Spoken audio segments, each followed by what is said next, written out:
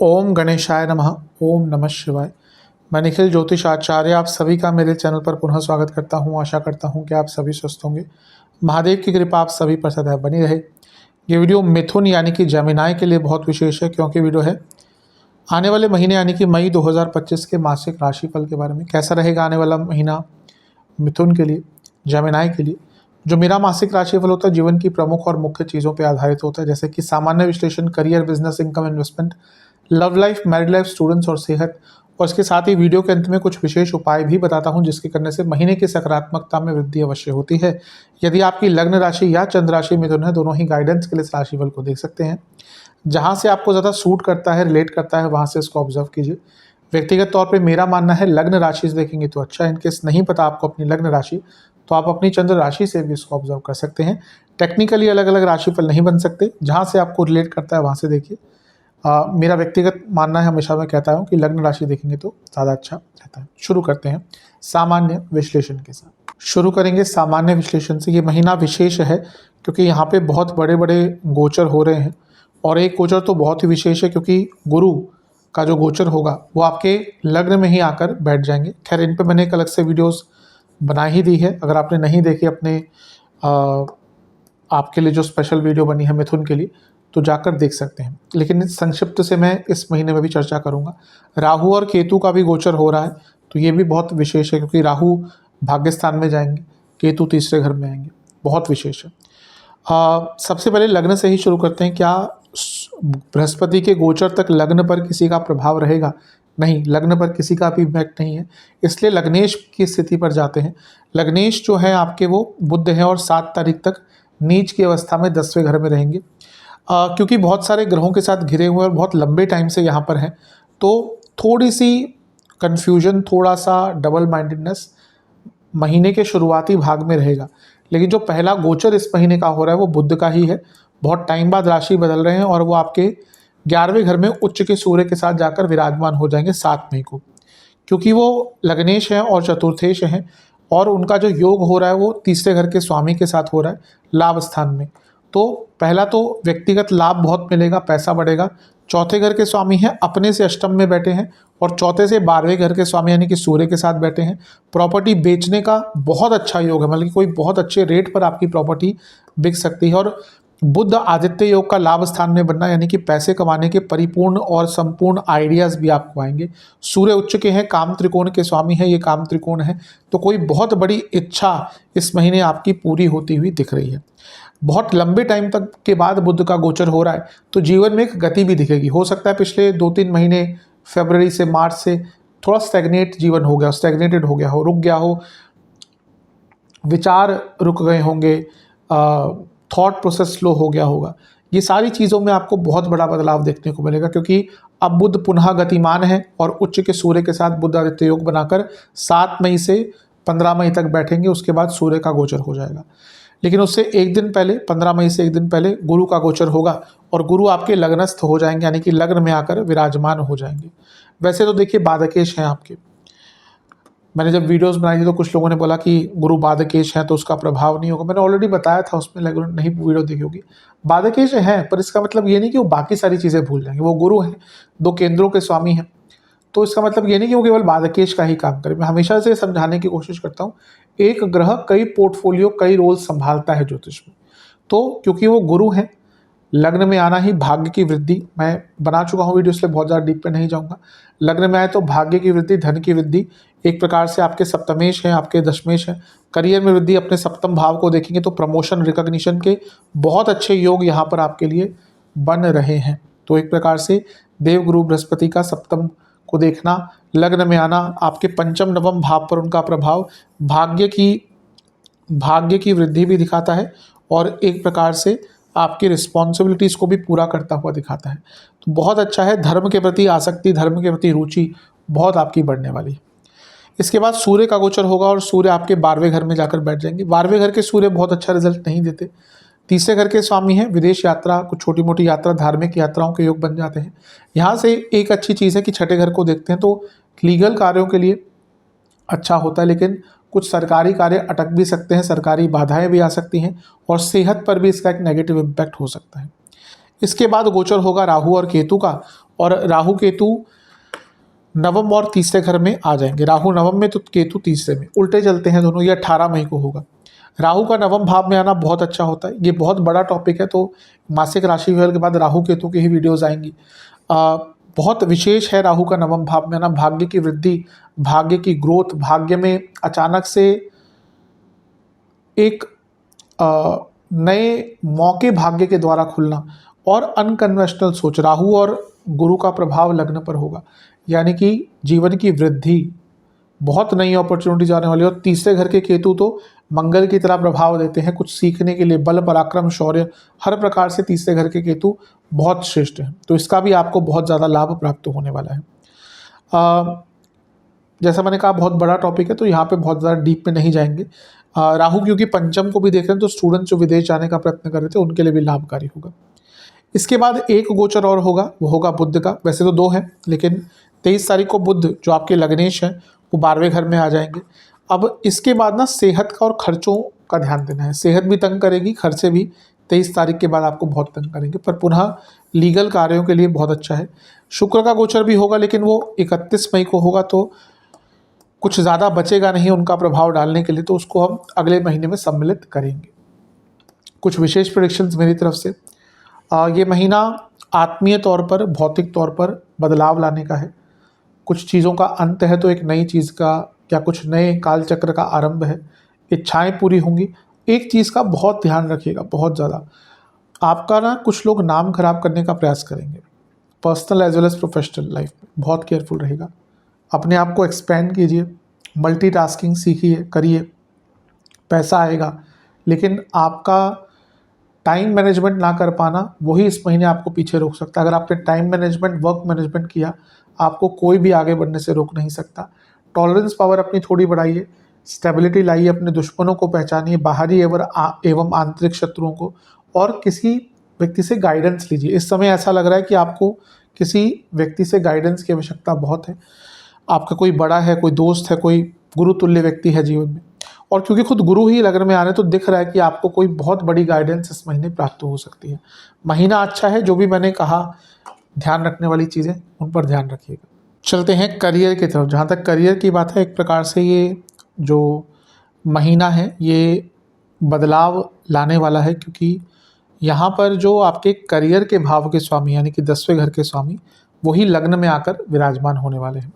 सबसे पहले तो बहुत सारे ग्रह रहेंगे 10वें घर में, धीरे धीरे करके छटनी होना शुरू हो जाएगी, लेकिन फिर भी थोड़ा केयरफुल रहेगा, गलतियां हो सकती हैं महीने के स्पेशली 7 तारीख तक, जब तक बुध यहाँ पर हैं जो कि नीच के हैं, राहु के साथ है, तो गलतियां होने की संभावना 7 तारीख तक ज़्यादा है। 7 तारीख को बुध का गोचर हो जाएगा, और बुध क्योंकि लग्नेश हैं और बुध आदित्य योग बनाकर 11वें घर में बैठेंगे, तो उसके बाद करियर में कार्य क्षेत्र में कुछ अच्छा आगे बढ़ने का मौका मिलेगा। ये 10वें से दूसरा भाव है, तो करियर में आइडियाज़, वृद्धि और धन की वृद्धि सब कुछ दिखता है। इसके बाद बृहस्पति का लग्न में आना बहुत अच्छा है, क्योंकि वो 10वें घर के स्वामी हैं, तो राजयोग बना रहे हैं, बहुत अच्छा राजयोग बना रहे हैं। और यहाँ से वो क्योंकि सप्तम भाव को देखेंगे, जो उनकी मूल त्रिकोण राशि है, जो 10वें से 10वां भाव है और रिकॉग्निशन का भाव है, ये अपने आप में बता रहा है कि आपको अपने कार्य क्षेत्र में प्रमोशन का योग आपका महीने के 14 तारीख के बाद, 14 तारीख को गुरु यहाँ पर आएंगे। 15 तारीख को सूर्य का गोचर भी हो जाएगा, और वो आपके 12वें घर में बैठ जाएंगे। और सूर्य क्योंकि आपके 10वें से तीसरे घर में है, थोड़ा सा अपने बॉसेस से कम्युनिकेशन पर ध्यान दीजिएगा। जानबूझकर शायद नहीं हो, लेकिन कभी कभी क्या होता है ना, हम कुछ बोलते हैं, हमारी टोन अच्छी नहीं होती, या कुछ व्यंग्यात्मक बोल देते हैं। और यूजुअली आजकल जो कल्चर है थोड़ा बदल गया है। आज से 20 साल पहले, 25 साल पहले बहुत एक डिस्टेंस होता था, एक बहुत डिस्टेंस मेंटेन किया जाता था बॉसेस और एम्प्लॉयज़ के बीच में। आजकल बहुत फ्रेंडली एटमॉस्फेयर भी कई जगह पे होता है, पर फिर भी अगर आपका कोई बॉस है तो आपसे सीनियर है, तो थोड़ा सा अपने लहजे पर ध्यान दीजिएगा अपने बॉसेस से बात करते हुए। इसके बाद राहु केतु का गोचर होगा, और राहु आपके नवम भाव में आ जाएंगे, तो केतु आपके तीसरे घर में आ जाएंगे। ये होगा 18 तारीख को। नवम में राहु का आना थोड़ा सा ट्रांसफर आदि के योग बनाता है, पर पुनः ये बॉसेस से थोड़ी सी कन्फ्यूजन क्रिएट करवाएगा। बिना चाहे आप देखेंगे ऐसे सर्कमस्टांसेस बन जाएंगे कि आपके और आपके बॉसेस के, इवन मैनेजमेंट से प्रॉब्लम्स आ सकती है। तो यहाँ पे इस महीने आपको अपने संबंधों पर ही ज़्यादा काम अपने कार्यक्षेत्र में करना है। केतु का प्रभाव 11वें घर पर भी है और सप्तम पर भी है, और ये 10वें से सप्तम है, 10वें से दूसरा है। हो सकता है आपके रोल्स वगैरह भी कार्यक्षेत्र में कुछ बदल दिए जाएं इस महीने, उसकी भी संभावना थोड़ी बहुत बन जाती है। बुध का एक और बार गोचर होगा 23 तारीख को, और बुध आपके 12वें घर में आ जाएंगे।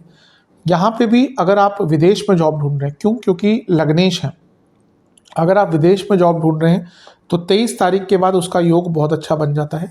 लग्न पर राहु का प्रभाव भी आ चुका है, तो ये और भी विदेश की जॉब ढूंढने के लिए एक संपन्नता आपको देता है। तो मेरे हिसाब से महीना अच्छा ही है। बॉसेस से कॉन्फ्लिक्ट्स होंगे, इस पर विचार और ध्यान बहुत देना है। शुक्र शनि अकेले रह जाएंगे महीने के अंत तक आते आते। शुक्र ऑफिस पॉलिटिक्स के लिए बहुत बड़े कारक होते हैं। थोड़ा सा 23 तारीख के बाद जब ये दोनों अकेले ही बैठ जाएंगे ना, तो थोड़ा सा ऑफिस पॉलिटिक्स महीने के अंतिम भाग में तंग कर सकती है 23 तारीख के बाद। विशेष प्रेडिक्शन, थोड़ी लेजीनेस रहेगी शुरू के भाग में महीने के। शांत रहिएगा, अपने काम पर फोकस कीजिएगा। छोटी छोटी चीज़ों से बहुत चिंतित रहेंगे, ये भी महीने के मध्य भाग से पहले का ज़्यादा है। उसके बाद चीज़ें कंट्रोल कर पाएंगे, बदलाव अपने अंदर ला पाएंगे, तो बहुत चीज़ों को बदल पाएंगे। मेंटली थोड़ा सा स्ट्रेस आउट ज़्यादा हुआ करेंगे इस महीने, तो उस पर ध्यान देना है। कई मौके जो हाथ से निकल गए थे वापस आएंगे। क्रिएटिविटी दिख रही है और इंटेंसिटी भी आपकी बहुत अच्छी दिख रही है, तो एक प्रकार से करियर के लिए अच्छा ही महीना है। कुछ बदलाव, ट्रांसफर्स आदि का भी योग अच्छा बन रहा है। चलते हैं बिजनेस की तरफ। जहाँ तक बिजनेस का प्रभाव है, महीना अच्छा है, बदलाव लेकर आएगा क्योंकि गुरु का प्रभाव आ रहा है। सबसे पहला गोचर तो बुध का होगा जो आपके लग्नेश है, तो बुध का लग्नेश होने के नाते लाभ स्थान में जाना और बुध आदित्य योग बनाना, यानी कि बिजनेस में नए आइडियाज़ आएंगे। हाँ, जब तक बुध 7 तारीख तक यहाँ पे हैं, थोड़ा सा कन्फ्यूजन, मेंटल स्ट्रेस ज़्यादा रहेगा, उसके बाद चीज़ें बेटर होंगी। इसके बाद गुरु का गोचर है और उनका तो डायरेक्ट सप्तम भाव पर इम्पैक्ट होगा। तो गुरुदेव गुरु बृहस्पति का जो गोचर है बहुत निर्णायक होगा बिजनेस के लिए, क्योंकि सप्तम के स्वामी है, सप्तमेश है, मूल त्रिकोण खुद की राशि है। तो 14 तारीख के बाद बिजनेस में बहुत ज़्यादा ग्रोथ का मौका मिलेगा। पैसा तो आएगा ही, एक्सपेंशन का मौका भी मिलेगा।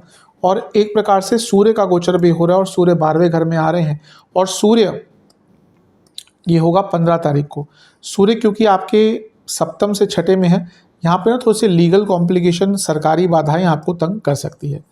इसके बाद राहु केतु का गोचर होगा और दोनों का ही इम्पैक्ट हर चीज़ पे होता है।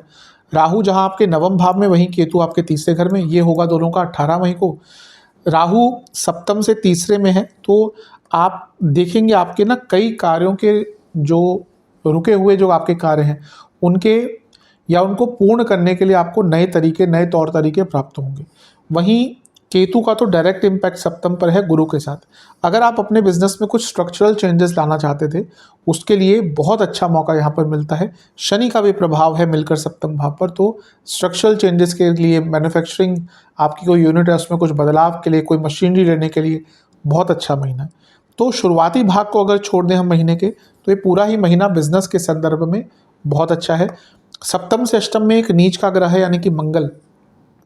पैसों के लिए बुरे नहीं होते, लेकिन वाणी पर कंट्रोल कीजिएगा। पार्टनरशिप में बहुत ध्यान दीजिएगा, पार्टनरशिप में दिक्कतें होंगी। विशेष प्रेडिक्शन, शुरुआती महीने का जो भाग है ना 7-8 तारीख तक, ये बहुत अच्छा नहीं है। मेंटली एग्जॉस्टेड रहेंगे, गुस्सा रहेगा, फ्रस्ट्रेशन रहेगा, अकेलापन रहेगा, और इवन लड़ाई झगड़े भी हो सकते हैं। उसके बाद चीज़ें थोड़ी संतुलित होंगी। अचानक नए मौके आएंगे, काम मिलेगा, पॉसिबिलिटीज़ खुलेंगी, बदलाव लाने को आप सफल होंगे। बदलाव लाने के लिए यात्राओं के योग बनेंगे और बहुत कार्य आपके महीने के अंत तक आते आते पूर्ण हो जाएंगे। एक चीज़ से बस बच के रहेगा कि अपने पार्टनर्स पर ब्लाइंड फेथ मत कीजिए। हो सकता है आपका कोई पार्टनर आपको धोखा दे रहा हो ऑलरेडी। दूसरा है कि अगर बहुत कॉम्पिटिटिव बिजनेस है आपका, तो अपने कॉम्पिटिटर्स से भी थोड़ा बच के रहें। दिख रहा है कि कॉम्पिटिटर्स भी थोड़ा आपके विरुद्ध कुछ कर रहे हैं। मोटे मोटे तौर पर देखा जाए महीना बहुत शुभ है बिजनेस के लिए। चलते हैं इनकम, इन्वेस्टमेंट और एक्सपेंसेस की तरफ। जहाँ तक इनकम की बात है, महीना ठीक ठाक ही है।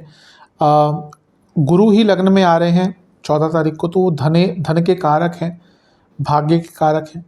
आपके 11वें घर में उच्च का एक ग्रह रहेगा सूर्य 15 तारीख तक, और 11वें घर के स्वामी धन स्थान में बैठे हैं। तो ये सारी चीज़ें अंकित कर, लग्नेश भी 7 तारीख को 11वें घर में आ रहे हैं, तो पैसा तो आएगा। इन्वेस्टमेंट की जहाँ तक बात है, शुरुआती 10 दिन ज़्यादा मत ट्राई कीजिएगा, बीच के 10 दिन अच्छे हैं, अंतिम 10 दिन पेशेंस दिखाइएगा, टाइम तो अच्छा है। खर्चे बहुत होंगे, गुरु लग्न में आ रहे हैं तो व्यक्ति बहुत बदलाव खुद ही लाना शुरू कर देता है। तो ऐसा लग रहा है बहुत बदलाव आना शुरू होंगे, खुद भी लाना शुरू करेंगे, परिस्थितियाँ भी बदलेंगी, उनके कारण खर्चे ज़्यादा होंगे ही। इसके साथ ही सूर्य भी 12वें घर में आ जाएंगे 15 तारीख तो सरकारी प्रॉब्लम्स, दवाइयों पर, डॉक्टर्स पर बहुत खर्चा हो सकता है। इसके साथ ही खाने पीने की वस्तुओं पर बहुत खर्चा ज़्यादा होगा, कपड़े खरीदते हुए दिख रहे हैं, लग्जूरियस प्रोडक्ट्स पे खर्चा होगा। ऐसा लग रहा है कहीं आपके इलेक्ट्रिकल इक्विपमेंट्स इस महीने ख़राब होंगे, उन पर खर्चा हो सकता है। अचानक से बहुत यात्राएं होंगी, उन पर खर्चा होगा। और बहुत ज़्यादा छोटे छोटे खर्चे अचानक से आना शुरू हो जाएंगे, जो सम्मिलित करके आप देखेंगे महीने के अंत में बहुत बड़ा एक रूप ले लेंगे। तो खर्चे थोड़े से ज़्यादा इस महीने दिख रहे हैं। चलते हैं लव एंड रिलेशनशिप की तरफ। जहाँ तक लव एंड रिलेशनशिप की बात है, नो कॉन्टैक्ट सिचुएशन चांसेस नहीं है, ज़्यादा ट्राई मत कीजिएगा। रिलेशनशिप के भी चांसेस बहुत ज़्यादा नहीं दिख रहे, मे भी महीने के अंत की तरफ आके थोड़ा बहुत चांस बनेगा, पर बहुत ज़्यादा चांसेस नहीं है। जो लोग ऑलरेडी रिलेशनशिप में हैं, अच्छी चीज़ ये है कि आपके जो पंचमेश यानी कि शुक्र, जो पहले वक्री थे, अब कहीं ना कहीं इस महीने या ऑलरेडी वो मार्गी हो चुके हैं, अप्रैल में ही हो गए थे, तो उनका अच्छा प्रभाव थोड़ा सा दिखेगा, उच्च के हैं। सूर्य 14 तारीख तक आपके 15 तारीख तक आपके पंचम को देखेंगे, उसके बाद सूर्य का प्रभाव हट जाएगा। बुध 7 तारीख को आ जाएंगे यहाँ पे पंचम भाव में, तो थोड़ा बहुत जो कम्युनिकेशन गैप है वो 7 तारीख से ही कम होना दिखेगा। और 15 तारीख को जब सूर्य का गोचर होगा तो चीज़ें थोड़ी ठीक होंगी। और सबसे बड़ा प्रभाव तो रहेगा गुरु का, क्योंकि देवगुरु बृहस्पति पंचम भाव को देखेंगे तो रिलेशनशिप को ठीक करने का अवसर मिलेगा। और क्योंकि वो सप्तम को भी देख रहे हैं, तो जो लोग रिलेशनशिप से शादी की तरफ बढ़ना चाहते हैं उन पर भी एक अच्छा प्रभाव देखने को मिलेगा। एक ही चीज़ है, राहु केतु का जो गोचर है उसमें राहु का इम्पैक्ट सीधा पंचम भाव पर है। इससे क्या हो सकता है ना कि जिनका रिलेशनशिप थोड़ा स्ट्रॉन्ग नहीं है या कुंडलियाँ ही इस प्रकार की है, तो उनके बीच में ना ट्रस्ट इश्यूज आना शुरू होंगे, क्योंकि राहु का प्रभाव पंचम भाव पर है। लेकिन मोटे मोटे तौर पर देखा जाए तो ये महीना अच्छा ही है। बुध का गोचर एक और होगा 23 तारीख को, आपके 12वें घर में आ जाएंगे 23 को। तो यहाँ पे भी ना थोड़ा 7 तारीख से कम्युनिकेशन ठीक होगी, पर 23 तारीख को जाकर फिर से कम्युनिकेशन प्रॉब्लम्स आना स्टार्ट हो जाएंगी। तो मिश्रित सा महीना थोड़ा दिख रहा है। राहु से थोड़ा बचकर रहिएगा, अपनी मॉरल वैल्यूज़ पर हमेशा ध्यान दीजिएगा। अगर आप रिलेशनशिप में हैं, आज के टाइम में तो ऑप्शंस बहुत हैं, और आज का टाइम ऐसा है कि चीज़ें गुप्त रखना भी इतना मुश्किल नहीं है, क्योंकि बहुत सारी चीज़ ऑप्शंस अवेलेबल हैं, ऐप्स अवेलेबल हैं। पर अगर आप रिलेशनशिप में और फिर भी अगर आपका मन भटक रहा है, तो कहीं ना कहीं कमी आप में है, गलती आपकी है। तो थोड़ा अपनी मॉरल वैल्यूज़ को ध्यान में दीजिएगा। विशेष प्रेडिक्शन, ट्रस्ट इश्यूज बहुत भयंकर दिख रहे हैं इस महीने, स्पेशली राहु के गोचर के साथ ही होगा। फ्रेंडली एटमॉस्फेयर रखिएगा, एक लय बनाने की, एक रिदम बनाने की कोशिश कीजिए। कम बोलिए लेकिन अच्छा बोलिए, सकारात्मक से इम्पोर्टेंट प्रैक्टिकल चीज़ें बोलिए। अगर वो फेज़ आ चुका है रिलेशनशिप में जहाँ पे आप थोड़ा आगे बढ़ चुके हैं अपने रिलेशनशिप में, तो एक मैच्योरिटी की आवश्यकता होती है। कभी भी रिलेशनशिप वैसा नहीं रहता जैसा शुरू में हुआ था, जहाँ पे हर आधे घंटे में एक दूसरे को आई लव यू बोल रहे हैं, हर गुड नाइट विश कर रहे हैं। वो नहीं रहता, किसी लव लाइफ में नहीं रहता। वो सब शुरू का एक अट्रैक्शन होता है, जो एक नई चीज़ का प्रभाव होता है। हम कुछ भी नया करते हैं ना, तो वैसे एक्साइटमेंट होता है। वो चीज़ रिलेशनशिप में कभी भी वो मेंटेन नहीं हो सकता। तो समय के साथ एक मैच्योरिटी आनी चाहिए। अगर वो मैच्योरिटी नहीं आ रही रिलेशनशिप में ना, यानी कि कहीं ना कहीं, और वो अनिवार्यता होती है, अगर वो रिलेशनशिप में आपकी मैच्योरिटी अब तक नहीं आ पा रही है, तो कहीं ना कहीं रिलेशनशिप ग्रो नहीं कर रहा और ये आगे चलकर दिक्कत देगा। तो मिश्रित सा ही महीना है रिलेशनशिप के संबंध में। चलते हैं मैरिड लाइफ की तरफ। मैरिड लाइफ के लिए थोड़ा सेंसिटिव महीना है, सेंसिटिव महीना है, क्योंकि एक ग्रह चीज़ों को बदल के रख सकता है, क्योंकि वो अकेला ग्रह नहीं, वो एक नेगेटिव ग्रह के प्रभाव को बढ़ाएगा। क्या है वो मैं समझाऊंगा। सबसे पहले जो छोटे मोटे मतलब कि जो छोटे गोचर हैं सूर्य बुध की, उन पर नज़र डाल लेते हैं। सूर्य का गोचर, सबसे पहला गोचर तो बुध का होगा, जो लग्नेश हैं, तो उनका 11वें घर में है ना, ठीक है, कोई बहुत ज़्यादा प्रॉब्लम नहीं देगा। लेकिन क्योंकि सप्तम से पंचम में है, थोड़ा सा ना ज़्यादा बोलना शुरू कर देंगे और उसके कारण मैरिड लाइफ में प्रॉब्लम आ सकती है। इसके बाद होगा गोचर गुरु का। गुरु लग्न में आ जाएंगे और आपके सप्तम भाव को देखेंगे। ये एक अच्छा प्रभाव है। संतान प्राप्ति का भी योग यहाँ से बन जाता है, क्योंकि पंचम को भी देखेंगे, सप्तम को भी देखेंगे। और ये एक अच्छा प्रभाव है क्योंकि अपनी मूल त्रिकोण राशि है उनकी, तो मैरिड लाइफ को बचाएंगे। किससे बचाएंगे? इनसे बचाएंगे, शनिदेव से, क्योंकि उनकी 10वीं दृष्टि सप्तम भाव पर पड़ रही है। तो गुरु चीज़ों को बचाने की कोशिश करेंगे। पर यहाँ पर एक कंक्लूजन पे हमें नहीं पहुँचना, क्योंकि इसके बाद एक और बहुत बड़ी चीज़ होगी कुछ टाइम बाद। इसके अगले दिन तो सूर्य का गोचर होगा। सूर्य आ जाएंगे आपके 12वें घर में 15 तारीख को।